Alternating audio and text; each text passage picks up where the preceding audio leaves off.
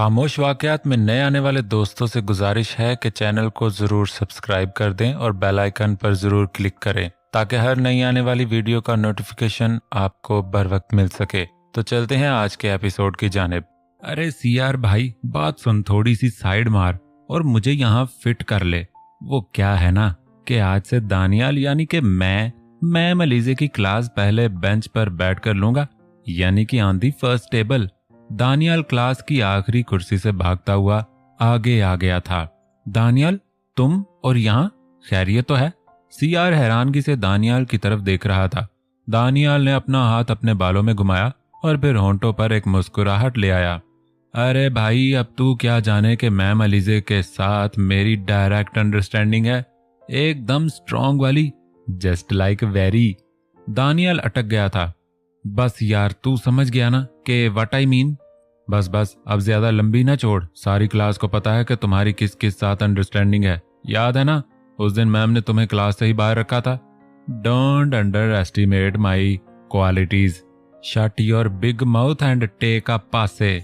Ma'am Alizeh को class की तरफ आता देखकर सीआर ने दानियाल के साथ सर खपाने की बजाय उसे बैठने की जगह दे दी। मिस्टर फरहान, कहाँ की तैयारी है? आज काफी तैयार होकर आए हो। मरियम सिंधु पैलेस के साथ मुंसलिक हवेली में मौजूद एक कमरे में फरहान के पास पहुंच चुकी थी। सिंधु पैलेस की एक तरफ बहुत बड़ी हवेली बनाई गई थी जो बाहर से आने वाले मर्दों के लिए मखसूस थी। फरहान मरियम को कमरे में आता देखकर कुर्सी छोड़कर फौरी उठ खड़ा हुआ था। जी मैडम, सिंधु साहब के साथ कुछ खुफिया महदों के लिए जाना है। हमें भी तो कुछ पता चलना चाहिए ना फरहान, कि आखिर यहाँ चल क्या रहा है। मरियम फरहान की खाली की हुई कुर्सी पर मगरूराना अंदाज में बैठ गई थी। जिब्रान सिंधु की बहन और इतने बड़े पैलेस में अकेली रहने से उसमें एक अजीब सा मगरूराना अंदाज पैदा हो चुका था। वो हर फर्द पर अपना रोब जमाना चाहती थी। आप तो जानती हैं मैडम कि पिछली बार भी हमारी खुफिया मालूमात की तफसीलात पुलिस तक पहुंच गई थी, जिससे हमें करोड़ों का नुकसान हुआ था। इसलिए सिंधु साहब ने सख्ती से मना किया है कि किसी किस्म की कोई मालूमात बाहर नहीं जानी चाहिए। तो इसलिए क्या मतलब? तुम क्या कहने चाहते हो कि मैं मालूमात पुलिस तक पहुंचाती हूँ? मरियम मौतबाना अंदाज में आंखें झुकाए खड़े फरहान की तरफ देखकर गुस्से से चिल्लाई। फरहान नजरें झुकाए खामोश खड़ा था। किसकी जुर्रत थी जो मरियम सिंधु के सामने जरा भी आवाज ऊंची कर पाए? फरहान को खामोश देकर मरियम ने लंबा सांस लिया। कोई इस हवेली में काफी अजीब होना शुरू हो चुका है। मरियम कुर्सी से उठकर चलती हुई फरहान तक पहुंची और फिर फरहान के कंधे पर हाथ रख दिया। फरहान, ये बाजवा की बहन का क्या चक्कर है? मरियम सवालिया अंदाज में बोली। कौन मैडम? ज्यादा बनो मत फरहान, तुम हर वक्त जिब्रान के साथ होते हो। वो क्या कर रहा है, कब कर रहा है, ये तुम्हें नहीं पता तो किसे पता होगा? मैं सच कह रहा हूँ मैडम, मुझे इस मुतालिक कुछ नहीं पता। फरहान डरते डरते बोल रहा था। चलो ये तो मैं पता करवा ही लूंगी। वो हर्म का क्या बना, तुम्हें कुछ कहा था मैंने? मरियम के लहजे में नरमी आ चुकी थी। फरहान ने थोड़ी सी नजरें उठाकर मरियम की तरफ देखा जो इस वक्त उसके सामने ही मौजूद थी। मैडम, वो मैंने आपके कहने पर कोशिश की थी, मगर शायद आप उसे गलत समझी हैं। उस दिन भी उसने कोई खास बात नहीं की। मरियम थोड़ा सा मुस्कुराई।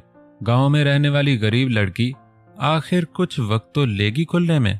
मैडम, शायद वो ऐसी, मैं जानती हूँ कि वो कैसी है या कैसी नहीं, तुम्हारा काम ये नहीं था। जो तुम्हें कहा वो करो। मरियम ने फरहान की बात काट दी थी। जी मैडम। फरहान को छक्कल इस्तेमाल करो, उसको गाड़ियों, बंगलों, होटलों के चक्कर में ऐसा घुमाओ कि वो बस घूमती चली जाए। अगर सिंधु साहब को पता चला तो उसकी फिक्र करने की तुम्हें जरूरत नहीं। वैसे जिब्रान है कहाँ? वो बाहर किसी के साथ फोन पर बात कर रहे हैं शायद। हाँ, फोन पर ही थे वो। एक्सक्यूज मी मैम, ये दानियाल मुसलसल मोबाइल इस्तेमाल कर रहा है। दानियाल के मुसलसल मोबाइल के इस्तेमाल से तंग सीआर ने दानियाल की शिकायत कर दी थी। अलीजे जल्दी से दानियाल के पास पहुंची और मोबाइल पकड़ लिया। What is this, Daniel? This is classroom. वो Alizeh ji, I am not your friend. I am your teacher. Daniyal के मुंह से अपना नाम इस अंदाज में सुनकर अलीजे को गुस्सा आ रहा था। पूरी क्लास अलीजे को अजीब नजरों से देखना शुरू हो गई थी। Sorry ma'am. I know you are my teacher and you know I have a cute Friha friend. She is messaging me for urgent work. That's why I use mobile. ये क्या बदतमीजी है? तुम फर्स्ट बेंच पर बैठकर messages कर रहे थे जबकि मैं पढ़ा रही हूँ। दानियाल की तबाहकुन इंग्लिश अलीजे का सर चकरा चुकी थी। मैम, वो उसे कोई जरूरी काम था, इसलिए मैं उसे बता रहा था कि अगर आप चाहें तो आप देख सकती हैं, नहीं तो आप Fariha ji just shut up and get out from my class. Daniyal की बात मुकम्मल होने से पहले ही अलीजे ने दानियल को झाड़ पिला दी थी। मगर ma'am, I said get out, मतलब मैं इतनी दूर गांव से यहाँ गेट आउट होने आया हूँ। दानियल बड़बड़ाता हुआ बाहर निकल आया था। तेरा नाम लेने की चाहत हुई है, हमें तुमसे शायद मोहब्बत हुई है। दिन के पिछले पहर फजर बाजवा पैलेस की छत पर झूम रही थी। फजर ने घुटनों तक लंबा नीले तेज रंग का लहंगा पहना हुआ था, जिसका गला पिछली साइड से काफी गहरा था। होंठों पर हल्की मैचिंग लिपस्टिक और हाथों में चूड़ियां। नंगे पांव फजर कभी भागती हुई छत के एक कोने से दूसरे कोने की तरफ जाती और कभी अपने लहंगे को पकड़कर घूमने लगती। छत पर चलती हल्की हवा से फजर के खुले लंबे बाल बार बार उसके चेहरे को ढांप लेते थे और वह झूमते झूमते रुककर बाल ठीक करने लगती। यूं ही झूमते झूमते वह रुककर बाल ठीक करने लगी तो उसकी नजर अचानक सीढ़ियों के दरवाजे पर पड़ी, जहां तानिया खड़ी हल्की मुस्कुराहट के साथ फजर की तरफ देख रही थी। फजर अपनी भाभी तानिया को यूं अचानक देखकर शर्मा गई और फिर भागते हुए छत के दूसरे हिस्से से नीचे देखने लगी। लड़की शर्मा गई। तानिया हंसते हुए फजर की तरफ बढ़ने लगी। भाभी, आप कब आई? मुझे पता ही नहीं चला। फजर शर्माते हुए बोली। चलो ये भी अच्छा है, वगरना तुम्हारा ये रूप देखने को कहाँ मिलता। तुम तो छुपी रुस्तम निकली। भाभी, ये तो आप जानबूझकर कह रही हैं, वगरना मैंने तो ऐसा कुछ नहीं किया। छुपी रुस्तम का मतलब ये है कि तुम्हें गाने गाते और यूं झूमते नाचते पहली बार देखा है, वरना पहले तो तुम्हें हर वक्त चुपचाप और मतलब का बोलते ही देखा है। फजर शर्माने के अंदाज में सर झुकाकर मुस्कुराने लगी थी। भाभी, आप बिना बस। वैसे आज इतना तैयार होकर कहाँ जाने की तैयारी है मोहतरमा? तानिया ने एक नजर फजर को सर से पांव तक देखा। भाभी, यहाँ आई हूँ, बस वैसे ही तैयार होने को दिल किया तो तैयार हो गई, और अब सोच रही हूँ कि क्यों ना दोस्त की तरफ चली जाऊं। मतलब दिल अभी तक तुम्हारे पास ही है, वगरना ऐसी रौनक चेहरे पर तभी आती है जब दिल किसी और के पास हो। तानिया ने फजर के बाजू पर प्यार से चुटकी काट ली थी। नहीं भाभी, ऐसी बात नहीं है वो बस। तो फिर कैसी बात है फजर बेटा? हम दिल दे चुके सनम या हम दिल देने वाले हैं सनम? तानिया के चेहरे पर शरारती मुस्कुराहट थी।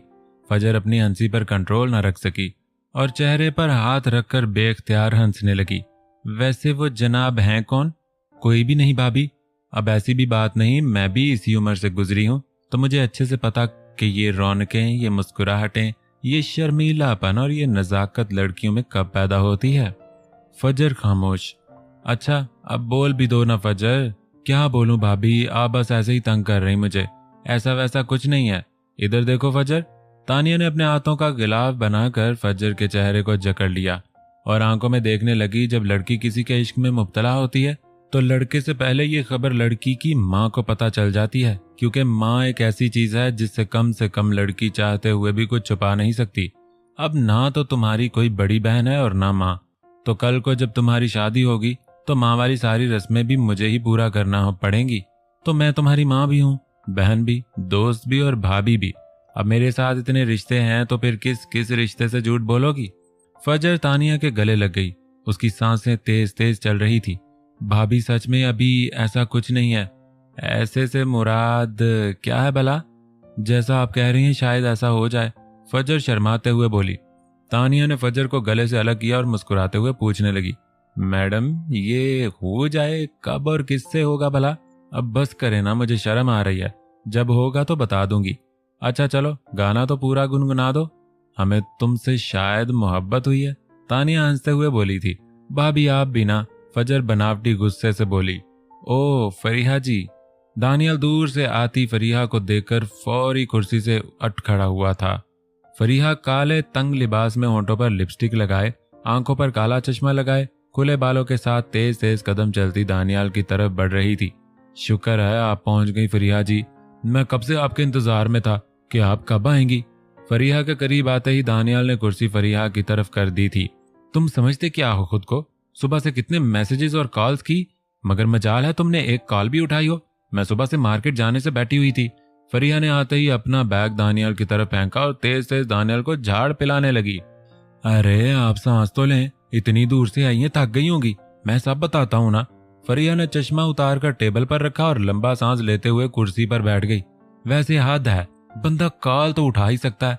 वो मैम अलीजे जी ने ये अब अलीजे जी क्या होता है? फरीहा ने जी लंबा कर दिया था। और टीचर वो क्लास की हद तक होगी, यहाँ नहीं। वो अलीजे ने मोबाइल छीन लिया था क्लास में। क्या मतलब? तुमने उसे बताया नहीं कि तुम मुझसे बात कर रहे थे? बताया था, मगर अलीजे जी ने, मेरा मतलब अलीजे ने क्लास से निकाल दिया और मोबाइल भी इतनी देर बाद मिला। ये क्या बात हुई? इससे तो मैं हॉस्टल जाकर पूछती हूँ कि ये क्या बात हुई। अब लेक्चरार बन गई है तो हमारा क्या कसूर? हाँ फरिया जी, जब से वो लेक्चरार बनी है तब से तो जरा भी मुंह नहीं लगाती, ऊपर से मुझे हर रोज क्लास से भी निकाल देती हैं। दानियाल मासूमाना अंदाज में शिकायत करते हुए बोला। पहले सारा दिन सोई मरी रहती थी, अब रोज यूनिवर्सिटी आना होता है, इसलिए इसका दिमाग खराब हुआ। और तुम भी ना उसे ज्यादा मुंह न लगाया करो। जब देखो अलीजे जी अलीजे जी। फरिया को अलीजे और दानियाल का एक दूसरे के करीब आना बिल्कुल भी अच्छा नहीं लग रहा था। चलें फिर मार्केट चलते हैं फरिया जी, वहां से खाना भी खा लेंगे। तुम्हारा दिमाग ठीक है? टाइम देखो। और इतना तैयार मैं मार्केट जाने के लिए हुई हूँ क्या? फरीहा जी, आप तैयार हो या ना हो, खूबसूरत तो आप हर वक्त ही लगती हैं। दानियाल हंसते हुए बोला था। अच्छा, अब ज्यादा मक्खन मत लगाओ, मुझे एक पार्टी पे जाना है, मुझे वहां ड्रॉप कर दो। फरीहा जी, आप फिर पार्टी? हाँ जी, आज फिर। चले माल को चलते हैं। हरम बरहिन्ना बाजुओं वाला सफेद रंग का नाइट सूट पहने सिंधु पैलेस के पीछे बने डेरे में चारपाई पर बैठी दाऊद के सर में तेल डाल रही थी। रात का अंधेरा गहरा होता जा रहा था। हरम यार, वैसे मैम साहबा के साथ तुम्हारी कुछ ज्यादा ही दोस्ती नहीं हो गई? हाँ जी, मुझे भी लगता है कि बाजी मेरा कुछ ज्यादा ही ख्याल रखती हैं। आप खुद भी तो कहते थे कि ये सब बहुत अच्छे लोग हैं। हरम चारपाई से टांगे नीचे की तरफ लटकाए बैठी थी। दाऊद का सर हरम की गोद में था और हरम प्यार भरे अंदाज में दाऊद के बालों में उंगलियां घुमा रही थी। दाऊद ने अपनी आंखें ऊपर की तरफ करते हुए हरम के चेहरे की तरफ देखा। हरम, तुम्हारे पास कितने पैसे हैं अभी? वो मैं सोच रहा था कि गांव पैसे भिजवा दूं। हाँ जी दाऊद, इस दफा गांव जाना मुश्किल है, आप अम्मा को पैसे भिजवा दें, मेरे पास 25,000 तक होंगे ही। हरम उंगलियों पर पैसे गिनने के बाद बोली। 25,000 कैसे? मैंने तो तुम्हें सिर्फ 15,000 दिया था। दाऊद हैरानगी से हरम को देखने लगा। देख लें, फिर ये सारी बरकतें पीर दिलदार शाह की हैं। मैंने उनकी दरगाह पर 500 का नोट डाला था और मेरे पास 10,000 ज्यादा आ गए। हरम के चेहरे से खुशियां आया थी। मगर आए कैसे? वो मुझे 10,000 बाजी ने दिए थे। एक दिन उनको मेरा बनाया खाना बहुत पसंद आया था। ये सब पीर साहब की बरकत हैं। आपको पता, मुझे इतने कपड़े और जूते भी दिए उन्होंने। ये वाला सूट भी उन्होंने ही दिया था। हाँ, तुम्हारा शौक भी तो पूरा हो गया इस तरह का लिबास पहनने का। दाऊद शुक्राना अंदाज में सामने नजर आती रोशनियों से भरपूर सिंधु पैलेस की बिल्डिंग की तरफ देखने लगा। आपको पता है, उस दिन मुझे बाजी अपने साथ होटल में लेकर गई थी। क्या बताऊं आपको, इतना बड़ा और इतना साफ सुथरा होटल था कि कुछ पूछे ही मत। मेरा दिल तो होटल देखकर ही भर गया। खाना क्या खाना था। चलो बस करो हरम। दाऊद ने अपना सर हरम की गोद से निकाला और डेरे के एक तरफ लगे ट्यूबवेल की तरफ जाने लगा। पहले दूध तो पी लें, आप बाद में नहा लेना। अच्छा, मैं लाती हूँ। अब निकल भी आए बाहर। हरम दूध का ग्लास पकड़े ट्यूबवेल के सीमेंट के बने किनारे पर बैठ गई। हरम की टांगे पानी में डूबी हुई थी। अब निकलेंगे या नहीं दाऊद? पानी के गिरने का शोर हरम की आवाज को दाऊद तक नहीं पहुंचने दे रहा था। बारीक होंठों पर हल्की लिपस्टिक, कानों में लंबी बालियां, सफेद कलाइयों में घनकती चूड़ियां, बालों का बल खाता स्टाइल, घुटनों तक फैला हुआ लहंगा, आधे बरहन्ना कंधों से सिरकता दुपट्टा और झील सी आंखें। फज्जर शहर से बाहर बने एक रूफ टॉप रेस्टोरेंट में कब से मुंतजर बैठी थी कि वो कब तक पहुंच पाएगा। वो जब भी मोबाइल की तरफ सर झुकाती, एक लंबी काली जुल्फ कान के पीछे से निकलकर आंखों को सामने आ जाती और वो दोबारा उसे पीछे सेट कर देती। हल्की हल्की चलती ठंडी हवा और बैकग्राउंड म्यूजिक माहौल को मजीद रोमांटिक बना रहे थे। आखिर लंबे इंतजार के बाद उसे सामने से वो आता नजर आ गया था जिसके वो इंतजार में थी। उसको देखते ही फजर के चेहरे से मुस्कुराहट गायब सी हो गई थी, जैसे उसकी उम्मीदों पर पानी सा फिर गया हो। जिब्रान चलता हुआ फजर के टेबल तक पहुंचा और फिर बगैर पूछे चुपचाप कुर्सी पर अकड़ कर बैठ गया। अब कुछ बोलो भी या सिर्फ सर नीचे करके बैठे रहने के लिए बुलाया है? जिब्रान ने खामोशी तोड़कर आगाज गुफ्तगू करने की कोशिश की थी, मगर फजर तो तब से मुंह ही नहीं उठा रही थी, बल्कि उल्टा मुंह बनाए बैठी थी। होटल का एक मुलाजिम आया और टेबल पर खाना लगवाने लगा और फिर उसके एक इशारे पर टेबल के ऊपर लगी लाइट्स बंद कर दी गईं और छोटी बड़ी मोमबत्तियों का खूबसूरत सजा हुआ एक स्टैंड टेबल के दरमियान में रख दिया गया, जिसकी पीली रोशनी फजर के चेहरे को अपनी खूबसूरती से मुअत्तर करने लगी थी। होटल का नुमाइंदा have a happy candle night dinner का तहरीरी खूबसूरत अंदाज में लिखा नोट रखकर जा चुका था।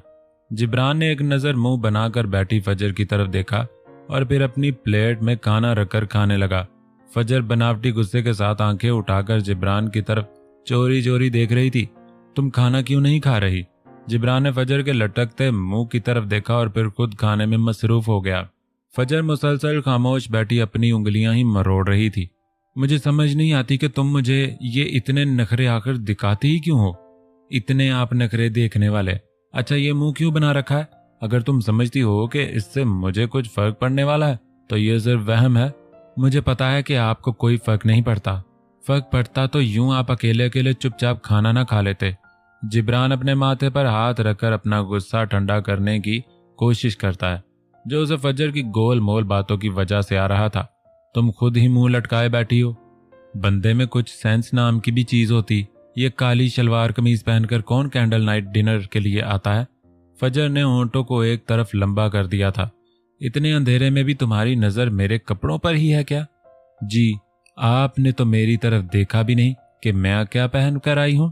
तुमने मुझे कहा था कि कोई जरूरी बात करनी है। क्या ये थी वो बात? उसको नखरा बोलते हैं जो आप कर रहे हैं। ऐसे करते हैं जैसे कोई एहसान किया हो यहां आकर।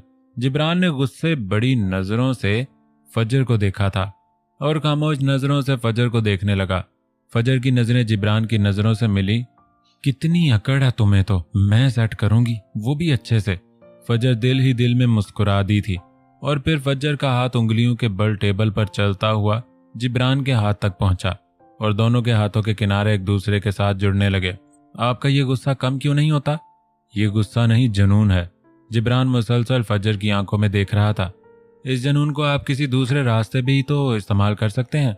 दुश्मनों की लड़की से निकाह कर लें, दुश्मनी भी खत्म और दुश्मन की बेटी आपके पास। मर्दों की लड़ाई मर्दों को लड़ने दो। औरतों से बदले लेना कम ज़र्फी की अलामत है। औरतें अगर चाहें तो मर्दों की खानदानी लड़ाइयां खत्म करवा सकती हैं। दुनिया कितनी आगे जा चुकी है और आप दोनों इस जमीन के पीछे लड़ लड़ कर मर रहे हैं। औरत नाजुक होती है, इनको इन चीजों में दखल बिल्कुल नहीं देना चाहिए। नाजुक होना और कमजोर होना दो अलग चीजें हैं। यह हाथ नाजुक हो सकते हैं मगर कमजोर नहीं। जब एक बार तुम्हारी कलाइयों को जकड़ लूंगी तो तुम चाहते हुए भी नहीं छुड़ा पाओगे। फजर अपने हाथ की छोटी उंगली को जिब्रान की छोटी उंगली में फंसा चुकी थी। इतना यकीन खुद पर? नहीं, आप पर। मुझ पर? वो कैसे? पता नहीं। तुम किसी दिन बेमौत मरोगी तुम्हारे हाथों से, शायद। दोनों की आवाज नीची होती सरगोशियों के करीब पहुंच गई थी और दोनों के हाथों की उंगलियां एक दूसरे के साथ जकड़ती जा रही थी। मुझे मारते मारते अगर आप खुद जान दे बैठे तो? हवा के झोंके से फजर के कंधों पर मौजूद दुपट्टा सिरक गया था। फजर ने दुपट्टा ठीक करने के लिए हाथ उठाया मगर जिब्रान उस हाथ को दबोच लेता है। शायद वो मोमबत्ती की हल्की पीली रोशनी को फजर की गर्दन पर महसूस करना चाहता था। कौन है जो मेरी जान लेगा? शायद मैं। फजर ने एक नजर अपने कंधे की तरफ देखा और शर्मा सी गई। जिब्रान ने एक हाथ बढ़ाकर फजर की गर्दन से ऊपर चेहरे के करीब रख दिया और फिर फजर को थोड़ा सा खींच कर टेबल के दरमियान तक ले आया। जिब्रान के हाथ का फजर की गर्दन पर एहसास ही फजर की सांसें तेज करने के लिए काफी था। अच्छा, तो तुम मेरी जान लोगी? जिब्रान ने फजर के चेहरे के करीब अपने होंठ किए। हाँ शायद, फजर आहिस्तगी से बोली। जिब्रान ने एक भौंक मारी और मोमबत्तियां बुझा डाली और होंठ फजर के करीब ले गया। रुक जाएं। क्यों? मैंने पिछली बार कुछ बोला था। क्या? मुझसे निकाह कर लें। फजूल लड़की, चुप। तुम गलत रास्ते पर हो। आप भी गलत रास्ते पर हैं। जिब्रान ने फजर को खामोश करवाया और अपना चेहरा थोड़ा और करीब कर लिया जहां फजर को जिब्रान की गर्म सांसें महसूस हो रही थी। फजर ने टेबल पर रखे कांटे को पकड़कर जिब्रान की गर्दन पर रख दिया। आगे बढ़े तो ये घुसा दूंगी गर्दन में। जिब्रान जेरे लब मुस्कुराया और फिर अपने हाथ को आस्तगी से हरकत देता हुआ गर्दन तक ले गया था। फजर के जिस्म में जैसे करंट दौड़ गया था। गहरी रात के अंधेरे में चलता स्लो म्यूजिक इससे हसीन लम्हा और क्या हो सकता था। जिब्रान ने फजर के निचले होंठ को अपने होंठ में पकड़ लिया। फजर को एक झटका लगा और कांटा उसके हाथ से छूटकर नीचे गिर गया और ना चाहते हुए भी फजर के दोनों होंठ जिब्रान के इस्तकबाल में खुल गए। चेक कर, क्या टांगे हैं यार, नरम नरम और मोटी मोटी, ऊपर से उन पर टाइट जीन्स। तबाही है तबाही। ये देख सफेद टाइट्स, घातक माल है भाई। दानियल मोबाइल कैमरा ऑन किए वीडियो कॉल पर अपने दोस्तों के सामने लंबी लंबी छोड़ रहा था। ये चेक कर, what a gorgeous healthy legs with extra heart material. Excuse me. Daniyal की नजर जनाना आवाज सुनकर टांगों से सीधी चेहरे की तरफ गई। ओ अलीजे जी, आप मतलब मैम आप। दानियल के होश बाख्ता हो गए थे। वो अनजाने में अलीजे के सामने ही उसकी टांगों की वीडियो बना रहा था। ये सब क्या था दानियल?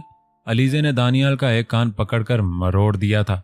कुछ नहीं मैम, मैं तो बस कह रहा था कि आज कितनी गर्मी है। दानियल के मुंह से दर्द की वजह से हल्की सी चीख निकल आई थी। मैं सब सुन रही थी दानियल, ज्यादा बनो मत। मैम कान तो छोड़ दें, दर्द हो रही है। दानियल कान चढ़वाने की कोशिश करता है। ये सब किसको दिखा रहे थे? अलीजे ने दानियल के दूसरे हाथ में पकड़े मोबाइल की तरफ देखा और फिर मोबाइल छीनने की कोशिश करने लगी। मैम रुकें तो, उफ बहुत दर्द हो रही है। दानियल दर्द से कराहने लगा था। अलीजे ने मोबाइल छीनकर कान छोड़ दिया और मोबाइल की कॉल हिस्ट्री चेक करने लगी। Ma'am it's not a good work. Checking the mobile of some boy is illegal. Work with female teacher. Daniyal अपना कान मलते हुए बोला। दानियल की खतरनाक इंग्लिश सुनकर अलीजे बेख्तियार हंसना शुरू हो गई थी। अलीजे को हंसता देखकर दानियल मासूमाना चेहरा बनाकर बोला, what is said false. Alizeh mobile check करना छोड़कर मुसलसल हंसती जा रही थी और फिर हंसी पर कंट्रोल करने की कोशिश करते हुए यूनिवर्सिटी कैंटीन की तरफ चल दी थी। दानियल खामोशी से पीछे चल पड़ा था। मैम दे देना मोबाइल। अच्छा ये बताओ, आज तुम क्लास में क्यों नहीं थे? पहले तुम्हें बहुत इंग्लिश आती है जो तुम क्लास छोड़कर यहाँ सब कर रहे थे। मैम क्लास में जाकर भी तो गेट आउट ही होना होता है, तो इसलिए मैं गया ही नहीं। अलीजे दानियल की बात सुनकर एक लम्हे के लिए रुकी और दानियल की तरफ देखने लगी। मैम क्या यहाँ से भी गेट आउट करने लगी हैं? दानियल डरते डरते बोला। अलीजे जेरे लब मुस्कुराई और फिर आगे की तरफ चल दी और कैंटीन पर एक टेबल पर बैठ गई। अब बैठ जाओ, यह तुम्हें अलग से कहना पड़ेगा। देखो दानियल, हम दोस्त हैं, तो इसका मतलब ये तो नहीं कि अब तुम क्लास के सामने अलीजे जी करते रहो। बाकी स्टूडेंट्स क्या सोचेंगे? अच्छा अब ज्यादा शक्ल ड्राउनी ना बनाओ। क्लास की हद तक तुम मुझे मैम ही कहोगे और बाद में नॉर्मल दोस्त जैसे हम पहले थे। अलीजे ने कैंटीन की तरफ कुछ मंगवाने का इशारा किया। पक्का ना अलीजे जी, ये ना आप फिर गेट आउट शुरू हो जाए। अब क्लास में ज्यादा बनोगे तो गेट आउट ही करूंगी ना। अब क्लास के सामने टीचर की कोई इज्जत होती है। वाह अलीजे जी वाह, जो आप घंटे से यहाँ मेरी इज्जत का फलूदा कर रही हैं, वो आप करें तो फैशन, हम करें तो पर्चा। हाँ मुझे पता कितने झंडे लगे हुए हैं यहाँ जनाब के। गिनती की एक लड़की दोस्त बनी और वो भी मुंह नहीं लगाती। अलीजे शरारती अंदाज में बोली थी। इतने में कैंटीन का छोटू ऑर्डर लेने पहुंच चुका था। Bring 2 cup of red hot tea with some soft and healthy cake just like legs of Alizeh. बेचारे अनपढ़ छोटू को कुछ भी समझ नहीं आया था। वो हैरान कुन नजरों से कभी दानियल और कभी अलीजे की तरफ देखने लगा। बच्चे 2 कप गर्म चाय ले आओ। अलीजे ने छोटू को जाने का इशारा किया। देखो दानियल, मेरे सामने ना अपनी इंग्लिश पर कंट्रोल रखा करो। Are you feeling fire from my English? Oh God, बस चुप, बिल्कुल चुप। अलीजे डांटने के अंदाज में बोली थी। वैसे सही करती फरिया, तुम तो दिमाग की दही कर देते हो। इतना प्यार करती हैं वो मेरे साथ। अब आप क्या जाने अलीजे जी, राज की बातें। अच्छा तुम प्यार करते हो उससे? अलीजे शरारती अंदाज में बोली थी। जब मिलता हूं तो काफी करता हूं। दानियल शर्माते हुए बोला। Very funny. लो जी, अब आप ना मानो तो मैं क्या कर सकता हूं। हम तो रात भी अकेले थे और उससे पिछली रात भी। दानियल टेबल पर झुककर सरगोशी करते हुए आंख मारता है। कितना झूठा है ये। अलीजे दिल ही दिल में सोचकर मुस्कुरा देती है, क्योंकि वो अच्छे से जानती थी कि फरीहा किस किस के साथ थी। क्या मिलता है तुम्हें झूठ बोलकर दानियल? राज की बातें राज ही रहने दे अलीजे जी। चाय पहुंच जाती है और वो दोनों चाय पीने लगते हैं। अच्छा ये सब देखा कर तुम्हें क्या मिलता है? अलीजे का इशारा मोबाइल की तरफ था। खुशी मिलती है। दानियाल अपने दिल पर दस्तक देते हुए आसमान की तरफ देखकर बोला था, सही से बताओ वरना मोबाइल नहीं मिलने वाला। अब आपसे क्या छुपाना लीजिए जी, गांव के दोस्तों को लगता है कि मैं कोई राजकुमार हूँ जिस पर हर लड़की दिल फेंक देती। वैसे कुछ फेंक भी देती मगर वो इस तरह की नहीं होती ना। लड़की तो लड़की ही होती है ना, जैसी भी हो। अलीजे जी, अब everyone night like cute Fariha ji. अच्छा बस, अब इतनी भी बात नहीं। Why you feel fire Alizeh ji? Daniyal होंठ एक तरफ को खींच कर बोला था। अच्छा जी, क्या बदमस्त चीज है ये। अलीजे दिल में ही मुस्कुरा दी थी। अच्छा, तुम्हारे लिए कुछ सरप्राइज है मेरे पास। अलीजे कुछ सोचने के बाद बोली, कहीं आप भी प्रपोज तो नहीं करने वाली? दौर फिट्टे मुंह। ले, अब ऐसी भी बात नहीं, तुम ना अपनी फरिया के पास ही जाओ। अलीजे ने चाय का कप रखा और मुंह बनाते हुए चल दी। हरम न चाहते हुए भी आज दरगाह पर नूर से मिल बैठी थी। वो दोनों एक दूसरे को जान चुकी थी, इसलिए उनका मजीद नजरें चुराना किसी काम नहीं था। हम तो सारी उम्र पुप्पो से यही सुनते आए हैं कि नूर की शादी एक बड़े घर में हुई है जहां पर हर सहूलत मौजूद है, मगर फिर भी तुम्हें रोज दरगाह पर देखकर हैरानगी में इजाफा ही होता रहा। क्या बताऊं बहन हरम, बड़ा घर होने का मतलब सुकून नहीं है। अगर सुकून हो तो एक तंग कमरा भी बड़ी हवेली की मानंद होता है, और बेसुकूनी एक बड़ी हवेली में भी सांस लेना मुश्किल कर देती है। नूर के चेहरे पर आंसू थे। तुम यहाँ किस मकसद के लिए आती हो, और क्या वो मसला हल हुआ तुम्हारा? हरम ने तजस्सुस से पूछा। बेऔलादी की वजह से शौहर की मुझ में दिलचस्पी खत्म होती जा रही है। ऊपर से सास के तंज बड़ी हवेली में भी सांस लेना मुश्किल कर देते हैं। बड़ी हवेली तो बड़ी ही होती है, औलाद तो हर किसी के पास होती मगर दौलत नहीं। कैसे मगरमच्छ के आंसू बहा रही है। हरम दिल ही दिल में मुस्कुरा दी थी। हाँ बहन, औलाद भी तो जरूरी होती है ना। अब तुम्हारा शौहर दूसरी शादी का तो नहीं सोच रहा? पता नहीं। नूर बोझल दिल के साथ दरगाह की तरफ देख रही थी कि शायद औलाद यहां से ही मिल जाए। मैं भी क्या बातें लेकर बैठ गई। हम लोग ना सिंधु पैलेस में काम करते हैं, तो वहां जो बाजी है ना, वो पीर दिलदार शाह की मुरीद है, तो वो मुझे यहाँ दुआ करने भेज देती हैं। हरम किसी भी सूरत अपने दिल की बात नूर पर आश्कार नहीं करना चाहती थी। नूर खामोशी से हाँ में सर हिला देती है। एक अरसे बाद वो अपनी कजन हरम से मिलकर दिल का बोझ हल्का करना चाहती थी, मगर हरम के दिमाग में कुछ और ही खुराफात थीं। अच्छा नूर, तुम्हारा शौहर क्या करता है? कभी उसने बताया ही नहीं। पहले तो फिर भी कुछ ठीक था, अब तो बिल्कुल भी बात नहीं होती। पैसे होने के बाद भी तो रोती है, तो फिर रोती रह।